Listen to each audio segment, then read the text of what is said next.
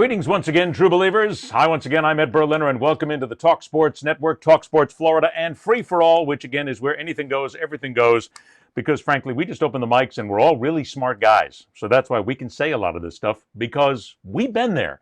So that once again proves that we have a long way to go and a short time to get there. So as we do on this show, we don't really put up with a lot of the pleasantries at the top. Let's get right to it. Welcome in our group, if you will. Once again, let's go ahead and start on the south end of the state, or the southwest corner of the state of Florida, if you will, where he has covered sports there in Tampa, St. Petersburg, all across the great line in the great world. And this is going to be interesting. He is a member of the Baseball Writers Association of America and a Baseball Hall of Fame voter. Joey Johnston joins us today. Well done in the tropical shirt, my friend. How you been? Been good. We are technically not Tampa Bay at the moment. The Buccaneers were defeated, so we're in a difficult position. We do not have a world champion football team in our backyard, so everybody is in Tampa is still grieving that. But we will move on with life best we can. You're all going to move on now. Move to hockey. You may have a chance there as well, okay? Even though I will say, no, that will make me very happy if you don't. Well, the Bruins won't win it either, so. No, that's true. Bruins aren't going to do it either, not this year. At least those of us who are Bruins fans were pretty much resigned to that fact. That will then take us to the center of the state, where he has covered everything Orlando and beyond. And, of course, in the times I knew him in Miami, working in South Florida, which means he escaped. like so many of us, I think at one time or another want to get out of South Florida, and we can't. George Diaz and I are going to have some interesting conversations today. Hey, Ben, George. I can say this because I'm Cuban American, but I remember back in the day when the bumper stickers, there was all that pushback about Latinos taking over. It'd be like the bumper sticker said, "Will the last American please take the flag with them?" With the last American leaving, take that flag with you. We've taken over, muy bueno. But that's all right. You've got out anyway. You've taken over. You've taken over everywhere. Who cares? It's fun. It gives me an excuse every now and then to have a really good cafe con leche, which I have like once. That's what I say. Better coffee. We're all for it. Once a year, I do a 1 cup of coffee a day, my friend. And that 1 cup, if I do it on an empty stomach, I am speeding for like hours. Yep. So the cafe con leche only comes late at night after it's a lot of food and a lot of cocktails. That's it. After that, and that'll keep me up all night. So we go from there now to the northern part of the state, if you will, the gentleman who owns Jacksonville and the northern part of the state of Florida, if you will, for many years. And he is, of course, the guy that we've said this many times. Shad Khan should be talking to him, basically to decide who's going to be the next head coach of the Jacksonville Jaguars. Sam Kouvaris joins us again. How you been, Sam? Hey, good morning. The Greeks, we invented it all. So you guys can take whatever credit you like. But I mean, we started it all, and you might have refined bits of it, but that's it. Started what? Started what? Coffee? All of it, everything. You name it. We were on top of all of it. Democracy, conversation, writing, language. So you're just taking the internet. You're just going to take credit for everything. And okay. I'm not a great fan of Greek food. I got to be honest with you. It's okay. You never had the real stuff. You probably ate stuff from the mainland. That's probably the problem. Well, okay. The real Greece is on the islands, okay? That's where the real Greece is. I recently went, the lady Shannon and I recently went to a Greek restaurant, which we were told was absolutely perfect, and it was going to be wonderful, and it was going to be authentic. It was horrible. It was just not good. So we now have to still go in search of great Greek food. We will then go in search of sports, if you will, because basically we've got like one topic this week, I think, that is going to pretty much take us into everything that everybody is talking about these days, and that is Halls of Fame. Halls of Fame. Before we get started on this, I want to say that a lot of this, of course, has started with regard to Barry Bonds. Let's set the stage, because everybody by now already knows the main story in the Hall of Fame voting. But as I was looking around for something to start the show this week, I found this from Robin Lundberg on Sports Illustrated. Yes, there is still an SI.com, and there still is a Sports Illustrated, I think, somewhere. But in the entire argument, I thought he made some pretty good points. Let's start here. By continuing to keep him out, the Baseball Hall of Fame has actually caused Barry Bonds to be celebrated more. If the goal was to not honor him and Roger Clements, it's actually had the opposite effect. Because if they had gotten in, there would be some reaction, and then it would be over with. But by still keeping two titans of the game out, while enshrining the likes of David Ortiz, who does have a reported PED link, the writers have ensured that this conversation will continue. And as a result, it has led to what amounts to an annual acknowledgement of how awesome Bonds was in particular, as all baseball fans of a certain era are quick to share the stats that show no player has ever been better.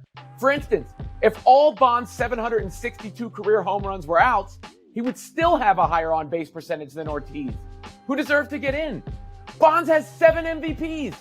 And while he clearly cheated, the way I've always put it is that Bonds before the juice was better than Ken Griffey Jr., while after the juice, he was better than Babe Ruth. This isn't a case of someone who is a creation of PEDs. By the way, I don't want to reward cheating either. However, given MLB looked the other way until it was no longer convenient, and the overwhelming amount of use that makes it nearly impossible to parse through each individual instance, the argument to deny Bonds a plaque collapses, which means the denial of his entry has led to Barry Bonds being the first name many think of when they hear Baseball Hall of Fame. I got to tell you something. I've seen dozens, literally hundreds of reports on Barry Bonds this week, and Robin put everything into such great perspective, and he covered pretty much everything about this argument. Now, before we begin, I should point out, George and I are going to argue, which we already have on social media about this. Joey, as I pointed out, is a voting member of the Baseball Writers Association of America, which decides the Hall of Fame. And Sam is a member of the Hall of Fame committee for the Pro Football Hall of Fame. And also, are you involved, Sam, in any way in the baseball balloting? No, I'm not. Okay, but you're in football, so you're involved in a Hall of Fame.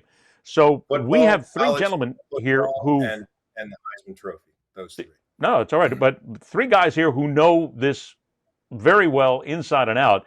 You know, I've been covering both. I'm not a voting member, so it gives us a good rounded aspect. And I really don't know where to start at this point, although I think I'm going to have to go to George because he's just ready to crush on this one, because he and I on social media have gone back and forth to where it got to the point where I felt like, holy crap, George is really passionate about this.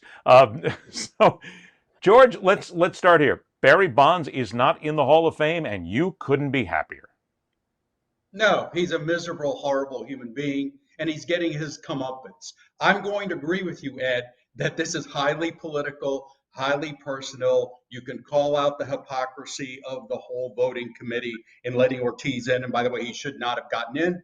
But this is payback for Bonds, not just being surly with the writers, but just, again, a bad human being who cheated. Bottom line, he cheated. And let me finish before we can get into the banter. One of your arguments was that he never tested positive under baseball rules. Well, there was a Balco investigation which he pleaded guilty to taking steroids.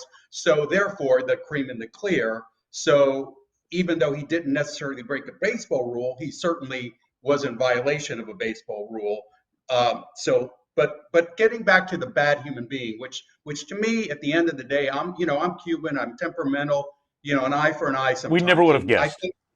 Never would have guessed. I got an email from a good friend of mine who's a doctor when I posted one of those things about, my thoughts on Bonds. And he said he was at an all-star game with him years ago. And Bonds was, quote, parading around an African-American child who had sickle cell anemia, had some serious health issues, and he needed a bone marrow transplant.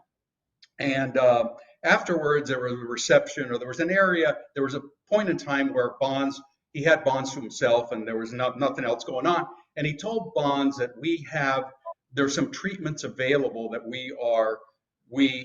that his, wherever he worked, they were looking into some bone marrow transplants and some, cutting edge research. And he asked Bonds, would you be interested in, getting engaged in this? And he said, I got no time for that, man. So essentially, he's parading around a kid with cancer for PR op. So you know what? Screw him. He got what he deserved. He would not be, okay, you've opened up a great door here. He would not be the first professional or college athlete or coach in any way to use a child as nothing more than a marketing ploy. He wouldn't be the first, and he certainly is not going to be the last. But as you go back and talk about rules here, He did not break a rule of Major League Baseball by using any sort of juice whatsoever. Certainly, people are going to go back and say in the early 90s that there was a rule against it. The rule was never enforced, and it was basically nothing more than a creation between owners and the MLBPA at that point. It wasn't enforced. It didn't cover what Bonds did. So that's going to be my, look, I don't like the guy either. He's a son of a bitch. I ran up against him several times, and I don't like him either. But the beginning point that you made there, that he's a rotten human being and he's getting his comeuppance, there are rotten human beings in every damn Hall of Fame in the world, George. I mean, look, I'm going to start. I just want to start this out by saying Juan Marichal beat John Roseborough with a baseball bat during a game. He assaulted him and could have killed him, and he's in the Hall of Fame, and nobody brings that up. So we can't talk about good and bad people here. No, but what about the Balco investigation? So you said that there's no, you can't connect the dots to him using But he steroids didn't break a baseball rule. Oh, but that's like saying there's no, like, if you murder somebody, did you break a baseball rule? No, but you broke the law and you probably should be punished. So, But come on. This is performance enhancing. That's entirely different from anything like murder or assault on the outside. We're talking about performance enhancing. But you're using the argument. He definitely used steroids. That is documented. I don't care if it's a baseball rule or not. And not everyone used steroids. Here's an example, right? Brady Anderson, he hit 16 home runs in 97, and in 98 he hits 50. I didn't look. I haven't taken a quick look at it. I need to look, but I'm pretty sure that his teammate Cal Ripken Jr. was pretty much on a steady pace of, a guy who hit 20, 30, maybe 40 home runs a year. I'd have to look at the records to be honest, but I would assume that Cal Ripken didn't cheat and Brady Anderson did cheat. So the concept that kind of everybody was in on it. No, everybody wasn't in on it. These guys cheated, and Ortiz shouldn't be in either. I'm not arguing. I'm not making a case for him. I'm saying all these guys purposely cheated, and it didn't say baseball. Part of the deal that baseball, the attendance went up, is Arizona and Tampa Bay were awarded franchises in 98. So if you take those out, the attendance was about the same. Granted, it created great interest in baseball, but if you're going to use attendance as a marker for these guys saving, but I'm also going to use ratings. Ratings were through the ceiling. Ratings and advertising revenue went through the ceiling because there was a home run race with Sosa, McGuire, Bonds, Anderson. Everybody was in on it, and it basically created what baseball needed at that time, a marketing ploy. And that's why Bud Selig sat back with everybody else and said, it's okay, guys, go ahead. You want to use the juice? I don't care. Because guess what? Everybody's talking baseball right now when they wouldn't be at this normal time. Come on, they were all in on it, George. Everybody, from Selig on down. Selig doesn't belong. The Selig doesn't belong in it either. I'm not making a case for. It was definitely personal, but I don't care. None of those guys should be in there. Selig shouldn't be in there. La Russa shouldn't be in there because obviously he turned the other way. So I'm just saying I don't have a problem with it because a jerk is a bad person, and every now and then there's comeuppance, and this is it.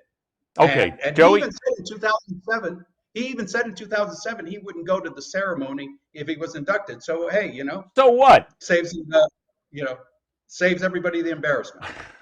Joey, you're a voting member of the BBWAA. I'm going to ask first and foremost, did you vote for Barry Bonds on your ballot? I did, 10 straight years. So it will not go to 11 because he's off the ballot. This is such a interesting argument. On the day of the selection, I was at home doing work and I had the MLB network on. I must have watched 7 hours of just debate and argument, and it was fascinating because everybody has an angle to it. I'm going to do something. I'm going to take emotion out of it just for a little bit if I could, and there's a lot of points. Okay, is Barry Bonds a bad guy? It sure seems so. I had limited dealings with him in spring training, but I've heard all the stories. Yes, he appears to be a world-class jerk. No question about it. Is the Pittsburgh version of Barry Bonds a Hall of Famer before he got to San Francisco? I believe so. He was a 5-tool player. He was an MVP. He stole bases. He hit home runs. Certainly his trajectory was to the Hall of Fame. I don't think anybody would dispute that. Did he cheat? This argument can be taken many, many ways. If you're Columbo and you're investigating this as a detective, it sure seems like something changed. So regardless of whether he did or did not test positive, regardless of what the Balco investigation threw out there, that body changed a lot. And he was a different looking guy when he got to San Francisco, and his numbers got inflated to the point that we'd never seen in the history of baseball. So if you take all the emotion out of that, the fact is that he was allowed to play baseball for the most part. He is on the Hall of Fame ballot, and the numbers are what they are, and he was allowed to compile those numbers. I don't think you write the history of baseball without Barry Bonds. I do believe the Baseball Hall of Fame is a museum. Therefore, I would be in favor of putting Barry Bonds in with the complete, truthful story of how he got there, along with others who have been accused of this. Okay, isn't It's that a museum.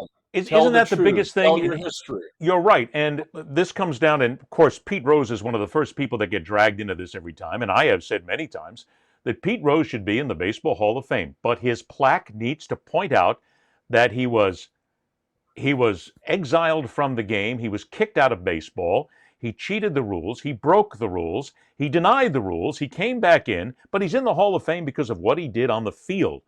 When are we going to get to the point that we start saying that, okay, it looks as if we're into revisionist history here, though, Joey, because if we're going to mention Rose and if we're going to talk about Bonds and all this, then we need to talk about Juan Marichal. We need to talk about Gaylord Perry, who openly said, I cheated. I threw a spitball, and everybody loves the guy. I said to somebody, look, if you're going to go ahead and do this, you need to go to North Carolina, start right there, knock on an old man's door and say, you're out of the Hall of Fame, Gaylord, because you cheated. I mean, where does it stop? Or do we then have to go back and rewrite all of the Hall of Fame? I don't think you should sanitize history. And the Hall of Fame is not a public relations exhibit. It's a history museum. And it would be like writing the story of Richard Nixon without saying he resigned the presidency and he was involved in Watergate. I mean, if you can elect Barry Bonds, but you've got to tell the whole story. You can elect Roger Clemens, you've got to tell the whole story. If you get Pete Rose in the Hall of Fame, you certainly have to tell the whole story. And nothing is wrong with that. It happened. Why put your head in the sand? It happened. And these guys were either allowed to play, allowed to compile these numbers. They played in the postseason, and now all of a sudden, the writers are left as judge and jury to determine their destiny. I don't think that's right. I think if you believe he's in based on the numbers, put him in, but tell the whole story. Sam, I think that as somebody who's involved in the Pro Football Hall of Fame, Joey brings up the point, and George touched on it as well. The voters themselves. This is an emotional issue where voters are the ones who have human emotions and human opinions. And Barry Bonds was an asshole to me when I was in the locker room with him, so I'm not going to vote for him. And then, of course, we have people like Dan Shaughnessy of the Boston Globe, who comes out and says, the only guy I'm voting for is Jeff Kent out of everything else, who makes a mockery of what the Hall of Fame voting is by putting that in here. Some people say Kent deserves to be in there, but regardless, that's the only guy sitting on his ballot even. So the human element here, Sam, you can't ignore it, but you've got to find a way to overcome it somewhere to talk about the games, whether it's football or baseball, in their historical sense. Joey, can you explain to us exactly how the voting happens for you? I mean, is there any discussion, or do they just send you a ballot, you fill it in and send it in? Yeah, first of all, when you're a baseball writer, you have to be a baseball writer for 10 years. And then on the 10th year, you're given the right to vote. You were sent a ballot. You were sent a lot of, correlating information. And certainly you can do your own research. And there's a complete sliding scale of how people do it. Some people make a lot of phone calls. They do exhaustive research, others not so much. So it's a little different than the football where there's a lot of discussion and a lot of comparison of things. It can be a very solitary kind of thing, or you can involve a lot of people. So you can call other guys, and do guys lobby you? Yeah. Do you get Sure. lobbied from? Talk about guys, either people in the game or writers I may know. Certainly during the course of a season may bring it up. Just as kind of an ongoing debate, and just a lot of it is just looking at the numbers and pondering it. And sometimes when you sit on it for a week or two, your opinion may change a little bit. So and I think what's happened is over time it's evolved. Now it's obviously the numbers are everywhere and everybody knows the numbers, and now it's very much a comparison of what somebody did at their position In other words, that's the strong argument for Jeff Kent. He did some things that second basemen have never done. So there's a lot of comparisons between eras and in the era.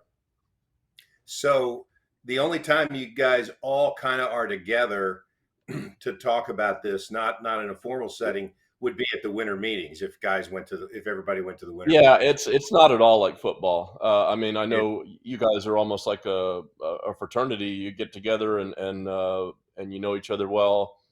There are many baseball writers I don't know. I mean, I think there's more than 400 voters, if I'm not mistaken. And some have been writing for decades, and others are just coming on the scene. So it's a very diverse group, and I'm sure there's some that there's cliques that get together a lot and talk about it, but it's all over the map. You know, to me, the thing that I could constantly fall back on is it's their Hall of Fame. It's not ours. As a selector, as a member of the Baseball Writers Association, it's not your Hall of Fame. It's not the Selectors Hall of Fame in the pro football. It's the Pro Football Hall of Fame. They make the rules. If they put a guy on the ballot, then he's eligible. Period. If Pete Rose is not on the ballot, Joe Jackson's not on the ballot because they're ineligible according to baseball rules. Outside of that, if the guy's eligible, then you can't not vote for him based on the rules. It's their Hall of Fame. It's not ours. These are the rules that they set up. They asked us to vote. If you don't want to follow the rules, resign. And that, to me, is the end all be all. I mean, if I took everybody out of the Hall of Fame who was a jerk to me, Reggie Jackson would stand at the top of the list. I mean, I can't count the number of times Reggie Jackson was a jerk to me, but he got in first ballot Hall of Famer. I mean, you can't write the history of baseball, certainly in the 70s and early 80s, without Reggie Jackson. So, there he is in the Hall. Was he a jerk? All the time, I thought. But when we come about to this writing the history of baseball, which you've just said and Joey said and a lot of people have said, and that's what the Hall of Fame is supposed to be for, then have we not reached a point where the Hall of Fame, if you're going to have these voters involved, these 400 individuals involved, they've now proven that it's an anachronism. You can't do that anymore because they are not writing the history. The real history, you've got to include Barry Bonds in there. You can't, and McGuire and Sosa. You can't kick them out. But it's, again, public opinion, and I hate the son of a bitch, and he's got to go out. That's not the history of the game. Right. And that's, if you want to go back and throw Cap Anson out, who was apparently just like one of the worst people in the history of the world, let alone baseball, then you're looking back at and putting a modern day social moray onto what was acceptable in the early 1900s. I mean, these are discussions that are going to go on forever. But if the guy is on the ballot, it means that baseball considers him eligible, and then you should vote for him, good or bad, regardless of what you thought of him. Now, that's never going to happen. It doesn't happen in pro football either. I mean, Paul Tagliabue was on the ballot for the Pro Football Hall of Fame, and there are just some guys who were never going to vote for him because they didn't like him. He treated them poorly. But, there are other people who say, you got to put him in because of the advancements that he made in the game. There are other people who said, how can you put Jerry Jones and Paul Tagliabue in the same Hall of Fame? They had diametrically opposed ideas to what was supposed to be happening and how it was supposed to work, yet both of them now have busts in Canton. But have we then reached a point, and maybe, George, I'll throw this to you, have we not reached a point where the Baseball Hall of Fame needs to kick out, sorry, Joey, needs to kick out every single one of the writers, period, end of story. You guys may cover the game, but that has given you an opinionated side of things which doesn't jive with the history of baseball. We will now have a committee. I don't care, you can make it 3 people, 10 people, whatever, but we work for the Hall of Fame. That's the end of the story. No more opinions from you guys and gals out there. We got to make the rules at this point. Isn't that going to be the only safe way to do this? That's not even completely safe, but maybe it's something we have to take out the human element once and for all. No. Well, that's a good, both of you raised good points. I was, in what Sam said is very valid, but, in terms of speaking about criteria, they do have a character clause in there. So the people who, and I'm not a baseball writer, but if I wanted to play that card, I could play it, and it would be very legit. It wouldn't be, hey, I am just looking at the rules and saying that, there's a character clause in there, and I am not going to vote for Bonds. But has because that of the not been character exposed? clause. Has the character Yeah. clause not been exposed to the point where it's absolute nonsense at this point? Because you put 100 Well, people in a room, 100 people have an idea of what character is. That's a fair point too. The second point I want to make is that you talked about the human element. There's going to be the human, as long as a group of people are voting and people are not looking at, everybody's not looking at this 50-50 and with rose-colored glasses or whatever, no pun intended. There is, if Sam might address this, because I think he might be a little, you're not young, but maybe not that old either. Being a Colts fan, I remember that John Mackey for years was not, it took him a while to get in the Hall of Fame. He's a great tight end. But John Stedman, who was the columnist with the Baltimore Sun, and he was responsible for nominating Mackey, had it in against him. So he said that he dropped too many balls and stuff like that. So he was, quote, trying, he was in charge of nominating him, but he wasn't really doing a bang-up job of doing the right thing and nominating for his exploits. So the human element is always going to come into play as long as the system is set up the way it is, I think both in football and in baseball. Sam, I think it's a fair point because we have people who will say that they need to be in, but they're not. And George just opened another door here. When you have a player who has been retired for X amount of years, he has, and in this case, baseball and football, we'll go to he has a body of work that already stands. And it amazes me how that body of work either becomes lessened or heightened as the years go by. You're either a Hall of Famer or you're not, end of story. But how can a guy have numbers and 10 years later, he's out. Oh, wait, now we'll put him in. That doesn't make any sense at all, Sam. You're either in or you're out. It's funny because when you look at bodies of work, they don't change. I mean, they're the same, right? They don't change. It's how teams and individuals lobby for the player or themselves, what other people think. I always rely, and I can tell you this, of the pro football, and I think baseball is like this too. In this age of analytics, the Pro Football Hall of Fame committee has gotten younger. Now there's 49 players. When I first got 49 selectors. When I first was selected to the committee, there were 31. Yeah, 31. So it's a much larger body of work. It used to be all beat writers and people like me who cover the team on a full-time basis. Now it's at large columnists. Currently there's 4 Hall of Famers who are on the selection committee. So there's a pretty diverse opinion about different players. How does somebody's stats change? They don't. Sometimes the rules change. Lawrence Taylor got in the Hall of Fame, even though there was a contribution to the game clause. Well, after that, they changed it. The contributions to the game only count between the lines on the field, which extend into the locker room now. I mean, you want to run around with underage women and do drugs and fall asleep at red lights. I mean, it obviously doesn't disqualify you from being in the Hall of Fame. That's, that's not a problem. But, the rules change, the perceptions change, the analytics change. What I say almost at every meeting without speaking out of school is, look, does the guy pass the eye test?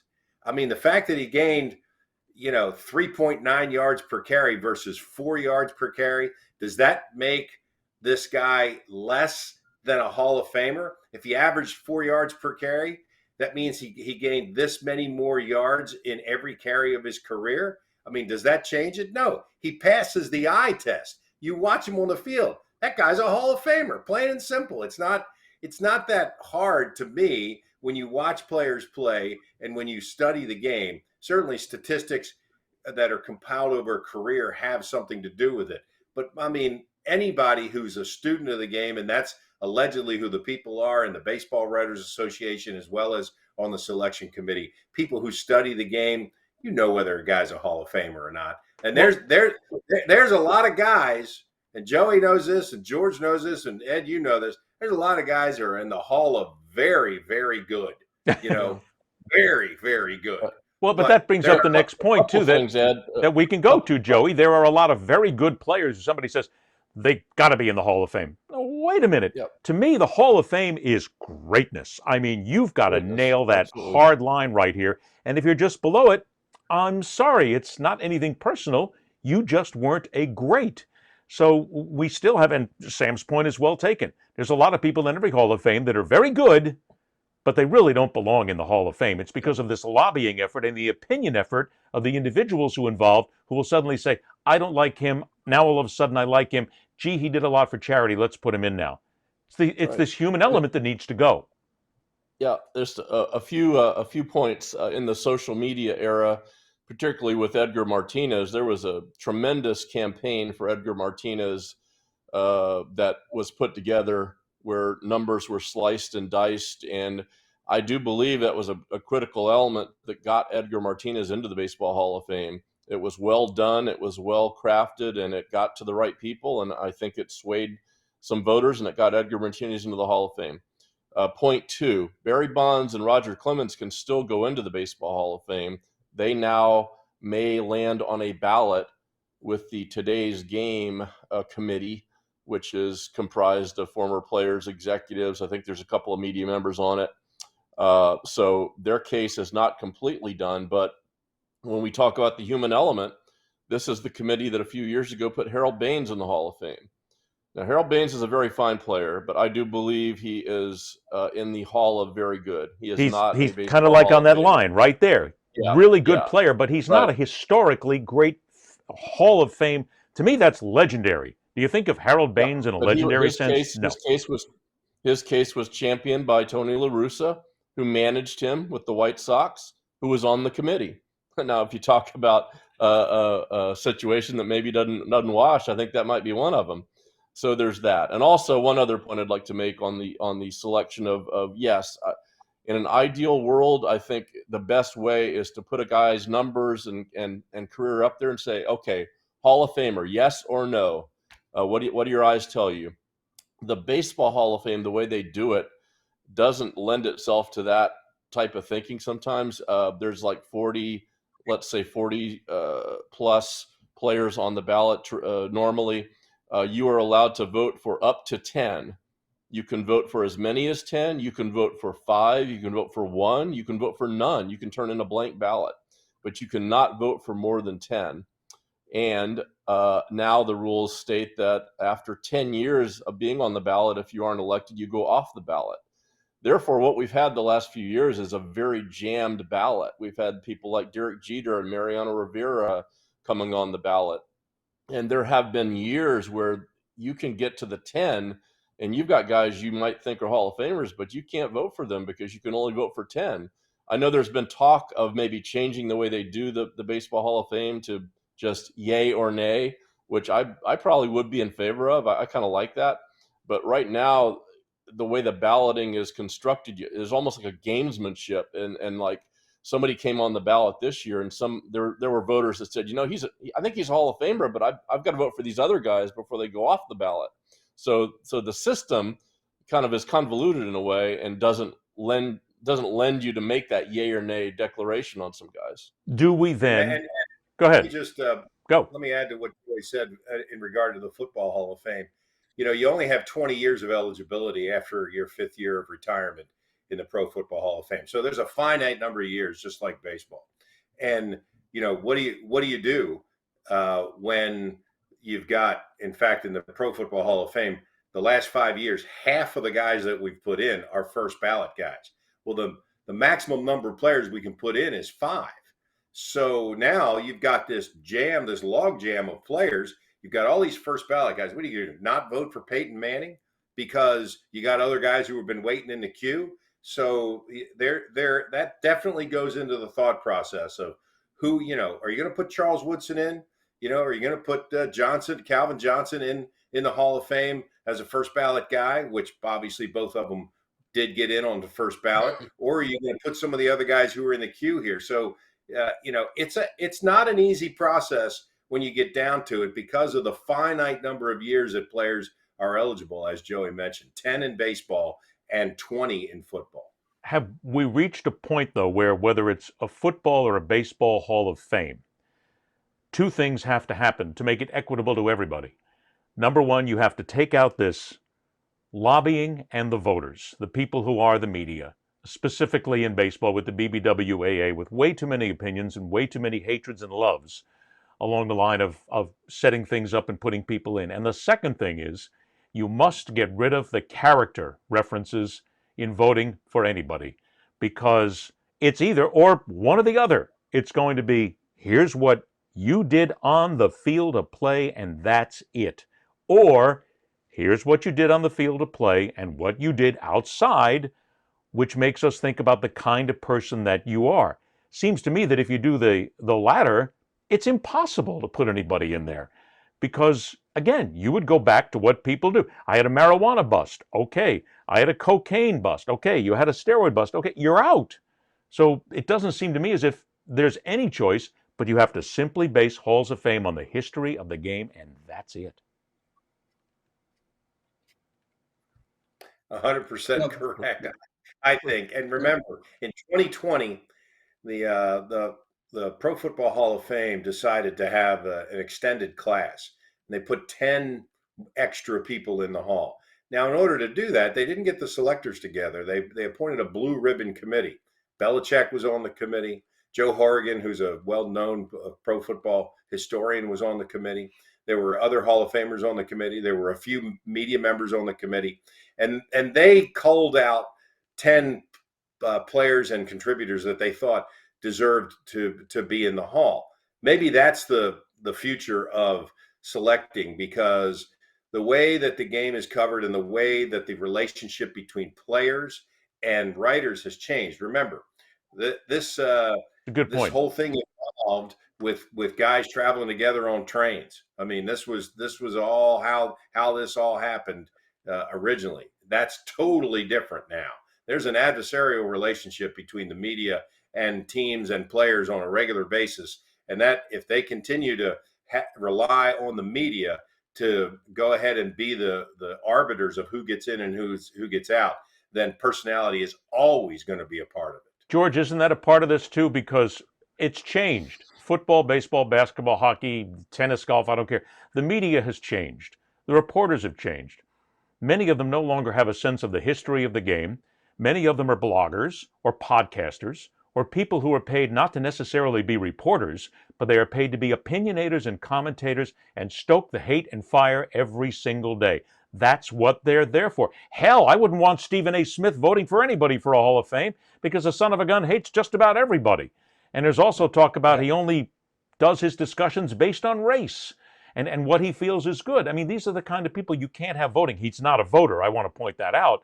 But isn't that fair what Sam brings up, that you've got to take reporters out of it, because as society changes and as more has changed, you put people in there who don't have a spitting idea of the history of the game, and they're basically people who sit on their shows and in their columns every day, and they hate this person, they spit on this person, they nail this person. How can they be objective in any sense? Well, first of all, one quick point. I guess Sam doesn't remember the days I hung out with Shaq on Amtrak, going from city to city, you know. None of us remember those days. Okay, maybe it was. Maybe I had some sort of flashback. Well, that gets me out of the. There's probably some morals clause in there that'll keep me out of some Hall of Fame. Oh, okay. But no, but here's the deal, Ed. We're all talking about this. Is that you almost essentially have to just leave it to the numbers, period, and not, because the human element, no matter how much what the percentage is, there's a human element in all of this, balloting that goes on in all the sports. So you either have a select committee, and there still will be a human element, but that will at least narrow it down. But this free-for-all thing that is set up, especially with baseball, that's more of a problem. Although I would say, Ed, that I would, and Joey may or may not be able to address this, but I would think that a lot of these come lately bloggers are really not afforded a ballot. Well, but wait a minute. I think they are, Joey. I mean, don't we have people who are given ballots these days who, I mean, you say that they cover the game for 10 years, but I don't want you to name names, but wouldn't you agree with me that there are some people who have a vote in the BBWAA who have not earned it? I don't think so. I think Okay. I think that they have a lot of scrutiny with who they give a BBWA card to. It's usually from a recognized media outlet, and again, you have to be a member for 10 years before you're given the honor to vote. And I know that they're constantly going over who has the card, how often they do cover the game. I mean, I think maybe the bigger problem might be people who got a card back in the day and now they haven't been to a ball game in years. I mean, those kind of things It's can another good exist. And point. I know they're trying to root that out. But the newer versions of media that we see these days, the bloggers, and I don't believe they're afforded that BWA card. I don't think that wall has quite come down. But would you not agree, though, that while it may not be the current standard or the newer ones, that the media has changed to the point where we sit here as veterans and we are throwing out our opinions. We're basically out here telling people who we like, who we don't like, why we like them, why we don't like them, whatever it is. But there's a lot of people now who have moved from newspaper to television or radio to television or gone out on YouTube and podcasts or whatever, who have become more angry towards the players in the game because that generates clicks. It generates interest. It generates ratings. They become more opinionators than they are actually, if you want to use an old phrase, stewards of the game. Am I overthinking this? There might be some element of that. I don't think to the degree that it would maybe pollute the process completely. I do think the BBWA takes seriously who it grants a card to and who it grants a vote to. And I think the human elements with anything. I do think the writers and the media may have a better chance of doing more of an impartial job than a committee. And I would hold up Harold Baines as an example of that. There's no way, no how Harold Baines gets in to the Hall of Fame conventionally. You have people who played with him, who managed him, and there's certainly some bias and some prejudice there. And I would say that Harold Baines is one of the more egregious examples of how this process shouldn't work, because I would think that most people that follow baseball, 95 to 99% of them would agree that this guy doesn't measure up. Okay, Now, then let's but the numbers aren't there. Then let's get to it here, and then we'll close it out on this sense from each one of you. Or Joey, I'll start with you then. We've talked about all the issues that go on with Hall of Fame voting right now, football, baseball, whatever. In your opinion, how do we then make it more equitable? How does voting for the Hall of Fame for Major League Baseball players need to change in order to be fair? I would first of all make it more on the numbers, less on the off the field and character. If he's on the ballot, as Sam had mentioned, he's eligible, then he's eligible to be voted in.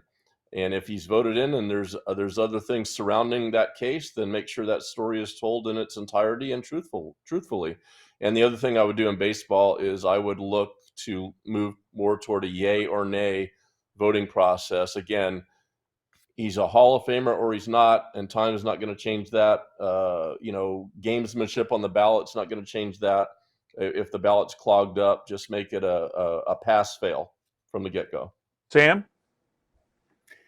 You've got to, I think, take the personality out of it, and I do think a diverse selection committee that includes certainly some media members, but not a full complement of those. You need some historians, and you need some people with a different perspective than the media to make some of the selections. Would you almost end at that point, and I guess what we give Ken Burns a vote? I don't know if he has one, but he's a historian of the game. I would let me just say this. Bill James. I would say Bill James. The fact that I have a vote and Bob Costas does not, and Bill James does not, and Ken Burns does not, I have a problem with that personally. So I sort of agree with Sam that there's some great minds out there that study this game that should be voting, but aren't, just because they aren't BBWA members. So I wouldn't have a problem at all at having a more diverse group involved in the process. I could think of one I'd like to kick out, and his name begins with the letters Dan Shaughnessy. George? I think my colleagues here make very good points. I would streamline it considerably because it seems like it's such a large free for all of people who have ballots, and we've talked about some individuals like Costas and Burns and James, who certainly, in all our eyes, I think deserve to have a voice in the process. But that and you have to take out, you have to draw a line here and not have, if you're going to have a nebulous character clause, you can't have a nebulous character clause. You've got to define what gets you in and what gets you out. So the best way to do that is just to say we're looking at numbers and we're not looking at anything else, unless they want to include some criteria that will eliminate you or will at least factor into the voting process, but be specific about it. I gotta, and I stuck with this, and I got to stick with this as the last question. I got to drop this in here. Does the failure to put Barry Bonds into the Hall of Fame this time around truly make the Baseball Writers Association, the BBWAA, and the Hall of Fame voting as it stands now illegitimate, unnecessary, where it just basically is? I've heard people now write and say that it basically turns it down and it's a running joke from here on out. End of story. You can't trust him, George. Are we at that point? Well, I think we're not at that point. You know why? Because Clements, we haven't mostly focused on Bonds, but Bonds, Clements, Sosa, McGuire, they're all polarizing figures. I mean, we're having a debate for a reason. And I might be the only one here that says keep them out. But there, as you well know, and the numbers pointed out because they did not get in, there is certainly a huge rift. There is a very polarizing rift with these guys. So I don't think you can just say, it's because of the committee. It's human nature that these guys have created such a rift because of their personal conduct. So, Sam, have we reached that point yet, or are we at least on the? Some people feel we're at least on the skids to that point, where anything the Baseball Writers Association of America does from this point forward in the Hall of Fame is just useless, because they've proven that it's not important and it's just not that fair. So why listen to them anymore? To bring it full circle, I mean, every year when the voting comes up, first name that people talk about is Barry Bonds. I mean, so it diminishes the legitimacy of it when you have this kind of debate every year. If a guy's eligible on the ballot, then he should be considered as to what he did on the baseball field. Joey, you're the last one on this, and has it destroyed the legitimacy now of the balloting? Well, I think what we have in the voting process, it's almost like a United Nations. You've got so many different warring countries making all their points and believing passionately in their points, and that this is why Barry Bonds didn't get in, because there's a contingent of people that truly believe that he cheated, and that's the arbiter of whether he should get in or not, and they would never vote for him. I mean, why did Mariano Rivera get voted in unanimously? His numbers certainly say that, but he is a cordial gentleman. You approach him in the clubhouse, he treats you with respect.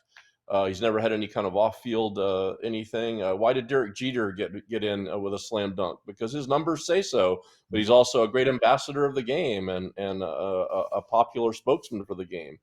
Well, look at Barry Bonds' numbers. How do you say a guy that hits 762 home runs is not a Hall of Famer? There's got to be more to it. So that's where we need a clearer definition of, like Sam said, if he's on the ballot, he's eligible, and you vote on his merits. So clearly, there's any number of a sliding scale of criteria that the voters are using, and everybody's talking their own language. So the process probably needs to be studied much more closely, because that has gotten off the rails. And the Baseball Hall of Fame will be happy, because here we are talking about it, and everybody will be talking about it for years. It's like every time it comes around. I am literally fascinated on the day I had the TV on, and it was just this endless debate, and I watched it all, and it could have kept going. I mean, everybody's got an opinion, a strong opinion, it's like you just spell the name right, kid. I mean, you're getting a lot of publicity for the Baseball Hall of Fame, that's for sure. We're going to have to do this. I know this is going to continue, and we've only got a short time left, and I just wanted to sneak this in here because we need to go further in depth into the issue of the NFL and overtime. and we just don't have the time for it today. But I want to at least start the conversation here a little bit, because I know this is going to go on, and it's going to be one of those simple things. Sam, I've always said the simple thing for NFL overtime is every team touches the ball. What's the difficult thing about that? Holy crap. Team comes out, has a series, they don't score, the other team gets the ball. If they score, you get a chance to tie or go ahead. What's the big deal? Yeah, and the NFLPA used to talk about player safety in that situation. It's ridiculous. And you're right. And when you look at postseason overtime versus regular season overtime, and to me that's where you need to draw the line. In the regular season, you can have a tie, you can have games won with somebody scoring a touchdown. In the postseason, the finality of it, the rules are already different. As you know, it's a 15-minute period instead of 10. They get 3 timeouts instead of 2. But the most important rules stay the same, and is that only one team touches the ball, and the coin flip really could help determine. Interestingly enough, in the regular season, it's mildly in favor of the team that wins the coin toss. In the postseason, it's 10-1 based on the number of teams who have won the coin toss, who have won the game. And that shows you that from a statistical standpoint, that needs to be addressed, that in the postseason, the finality of it should give both teams an opportunity to touch the ball. If they both kick a field goal, the big problem here, then the next team that scores ends up winning. But everybody talks about competitive balance. Everybody talks about that's what the National Football League prides itself on, is that ability to balance it out. But you're not balancing it out, because if only one team gets to touch the football, and this is the argument, Sam, that you read on social media, where people come out and say, well, Bills didn't do a very good job. Their defense had the chance to stop them, and they didn't do it. And, oh, yeah, the Bills gave up touchdowns in the fourth quarter, and that's the reason they're there. That's the game, damn it. I mean, they're making it seem like the defense purposely gave up touchdowns in order to get to overtime. It's a ridiculous argument. It's circuitous, and just you stop and give everybody a chance to win a game. In the postseason, I think that's the adjustment that they need to make. Yeah, you have to do that. Joey, I mean, I know that you're talking about no more Tampa Bay, and at least we're not in that, but at least Tampa wasn't involved in this. But yeah, defenses make mistake in the fourth quarter, offenses make mistake, so you go to overtime. You give everybody a chance. I can't see the logic, though, Joey, in anybody who says it's a good idea for an offense, for only one team to have a chance to score. That throws everything out the window completely about the NFL being a fair and competitive league. I've never understood it, even back to the 80s or the 70s, whenever they brought overtime in. I've never understood the way the NFL did it, and I was just left unfulfilled, as most of the impartial fans were around the country. I was just imagining, what would Josh Allen have done with that drive? Would they have gone for 2? Would they have gone for the win? I mean, it was the classic case, that type of game, and it's a cliche, but it certainly applied. The last team to get the ball is going to win this game, and the last team to get the ball certainly did win the game, and that was on the basis of a coin flip. Well, think of the drama. I mean, think of the absolute drama that you have. The Kansas City Chiefs get the football, they plow down the field, they score a touchdown. Now the Bills have got to come back, and you've got 4 downs in every single series now, because if you don't score a touchdown and get the extra point, which, again, we've proven is not completely automatic in many cases, you lose the game. The drama there, to me, is greater than just a sudden death walk-off. Maybe that's just me. Yeah, absolutely. And I could imagine a scenario where Mahomes and Allen go multiple times back and forth in overtime, and this thing just becomes a marathon. But to have a game that special in the fourth quarter, which was the likes of which I don't think any of us have ever seen, the way that ended, and then to have just one team get possession, it just like the life went out of the room. It was terribly disappointing. And the funny thing is, the flip side, the Chiefs know this all too well, because a few years ago they played the Patriots. The thing happened to them in reverse. The Patriots won the toss, and they were at home. They never got the ball, and they were denied their shot at the Super Bowl. So they know both sides of it. Hey, George, Sam touched on this briefly, but it's about the players themselves and the competitive edge, and also the players having to play a long game, whatever it is. Hey, look, I hear people go, "Oh, football's a tough game. You can't expect these guys to get out there and play for 5 quarters, and they might have to play a 6th." I went to somebody, I said, "Have you seen a 7 overtime hockey game before?" These guys are out there, they're busting their ass. Granted, they're in shifts, but still they come on for 2 minutes, they go off. They come on for 2 minutes. Football, the offense sits and rests and waits. To me, there's no sport that's better prepared for going continuously than pro football, more than anything else. Well, I would argue baseball is. I mean, you're doing a lot less work out Okay. there, but it is Good more point. taxing. I would give them some benefit of a doubt here and some wiggle room. Maybe change it to a 10-minute overtime. I'm just throwing this out there. Change it to a 10-minute overtime, but guarantee that at least a team will have at least one possession to at least tie or win. And yes, we're all in agreement here. It's a ridiculous rule. It leaves you totally unsatisfied. And like you said, the people were saying, well, the Bills should have stopped them. Well, why not make it even, Stephen, and give the Chiefs a chance to stop them? Because the Chiefs offense sat on their ass the entire overtime because they didn't have to do squat. That's a great point. So it's not fair. It's very basic. It is not fair. And we had a great weekend of 4 walk-off victories here, but the last one was totally unsatisfying. I didn't have a rooting interest, but in the spirit of fair play, the Bills deserved a shot at it.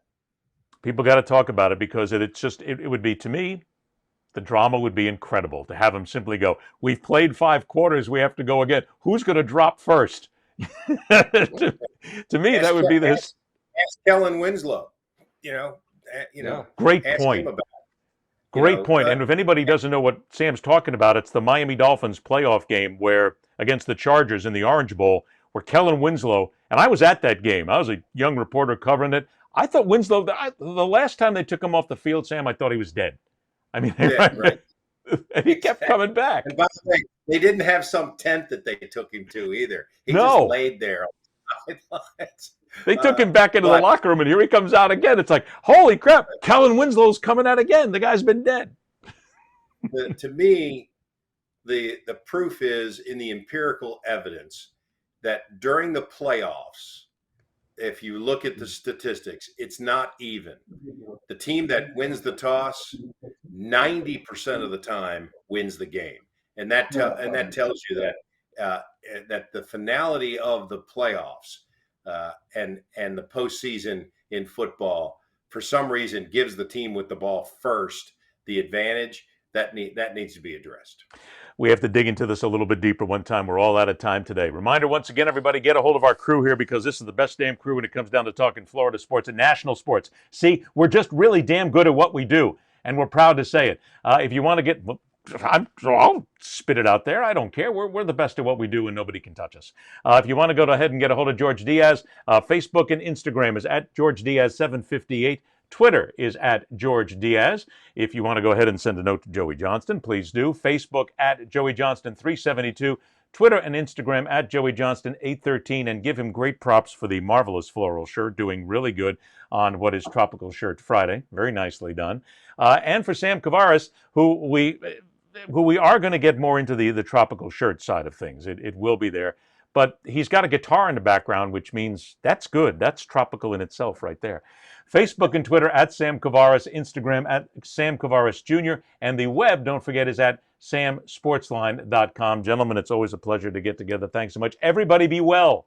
Please stay well. And we'll talk to you again next week. Be good, guys. Thanks so much for joining us, everybody. For everybody here, for George, for Sam, for Joey, and for everybody who produces this show. Don't forget to get a hold of me at Berliner Speaks on Facebook and Twitter, and go to TalkSportsNetwork.com and see all of our shows there as well. For everybody here, I'm Ed Berliner. Thanks for joining us, everybody. Rock on, true believers. And until next time, see ya!